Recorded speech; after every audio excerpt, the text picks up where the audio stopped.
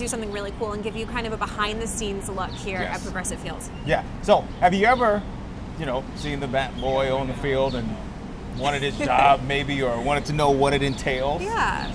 Well, the E-Team's James Gherardi takes you into the dugout. So, James, what did you find out? Good morning, guys. I found out that for the last 6 years, James Paughco, a Bat Boy, has been living his dream. High hopes, though, that his final season with the Tribe, this one, will be just as memorable as the last 6. Last year was, it was a dream. But being a Bat Boy for the Tribe is not as glamorous as you might think. People don't realize how long our days can be, I guess. After games, if it ends at 11, it goes into extra innings, we'll be there till 1 o'clock, 1:30 in the morning, because we do the laundry and clean the shoes and make sure everything gets cleaned up at the end of the game. 22-year-old James Paughco from North Royalton follows his dad onto the field. He was an Indians Bat Boy in the early 80s when the team played at Municipal Stadium. He knows a lot of stuff that goes on. He knows the job, so we're able to exchange stories a lot. They weren't really good when he worked here in the 80s, so he didn't really get to experience anything I did. So how does one get their cleat in the door? Well, as you might expect, it helps to know somebody. And the Bat Boy roster, well, it stays steady.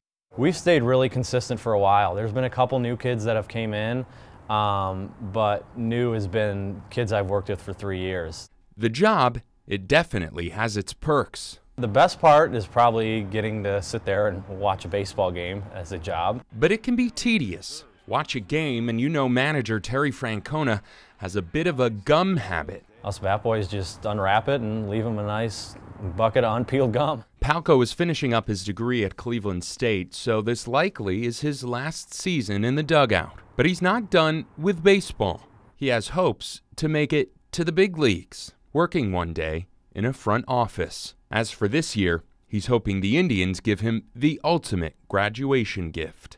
I don't think you could go out in a better way.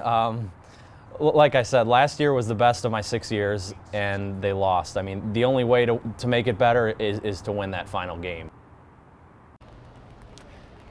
And in case you were wondering, yes, Bat Boys do get paid. They take home an hourly wage. Terrence, Karina?